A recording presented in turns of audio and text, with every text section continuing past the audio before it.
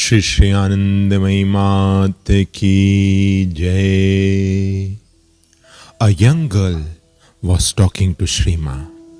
She said, "When I sit down to meditate, I do not intend to contemplate any form. But how is it possible to meditate on the formless?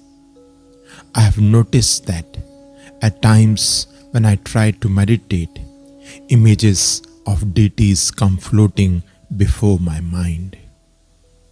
Sri Ma, whatever image arises in your mind, that you should contemplate. Just observe in what shape God will manifest Himself to you. The same form does not suit every person. For some, Ram may be most helpful. For some, Shiva. For others, Parvati. And again, for others, the formless. He certainly is formless, but at the same time, watch in what particular form He may appear to you in order to show you the way. Consequently, whichever of His forms comes into your mind, that you should contemplate in all its minute details. Proceed as follows. When sitting down to meditate, first of all, contemplate the form of a deity. Then, imagining him to be enthroned on his seat, bow down before him and do japa. When you have concluded the japa, bow down once more and having enshrined him in your heart, leave your seat. This is in short maybe your practice if you are not able to meditate on the Brahman. Be ever convinced that at all times and without exception He will do and is doing what is best for you. Reflect thus. In order to aid me, He has revealed Himself to me in this particular guise. He is with form as well as without. The entire universe is within Him and pervaded by Him. This is why it is said, the Sadguru is the world teacher and the world teacher the Sadguru. Question: how can meditation on a particular part lead to meditation on the whole? One can concentrate completely only upon one aspect. It is said that when one is absorbed in meditation, a gradual expansion of consciousness takes place. And when the mind reaches what is beyond its containing capacity, it spontaneously dissolves lay. Then there is no more meditation. There is divine insight, Gyan. Some hold this theory. How the mind can become all-pervasive by this method, I am unable to grasp. Ma, when meditation, dhyan, occurs spontaneously, then only it is real meditation.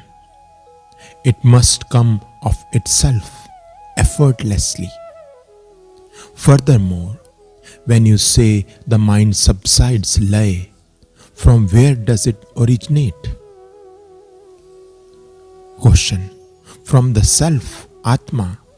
In the Shrutis is said that it has emanated from the self, Paramatma, like a shadow.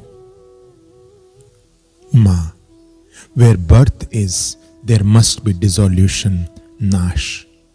Is this what you mean? But if it were so, the mind would emerge again.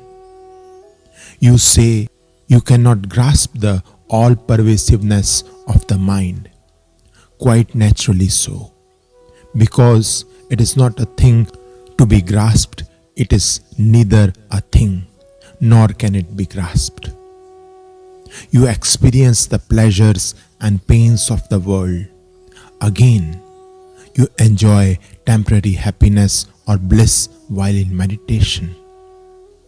This also is an experience, is it not? Yet it is of a slightly different nature from the former. When a man says that he describes or refers to an experience after he comes down from the heights of divine ecstasy, samadhi, it implies that ascent and descent still continue to exist for him. Otherwise, why should he use these expressions? But there is also a state where ascending and descending are out of the question. You may maintain that the mind should be held as existing in samadhi, although in an absorbed state. Otherwise, how can a person, on issuing from samadhi, speak of the experience he had in that state? You may further maintain that his mind is a purified mind. I am speaking from your standpoint. Experiences occur on the path. Between the two types of experience that have just been mentioned, there is a difference. Nevertheless, they are both of the mind, though on different levels, even what you call samadhi. However, there is also another state of being where one cannot speak of ascent and descent, and consequently not of a body either. Should the question of the body or of action or any question whatever still arise, it means that this state has not been reached. When you say the mind dissolves, lay, into what does it dissolve? Question: into the self, of course. Ma: just as salt dissolves, so does the mind. Is this your idea?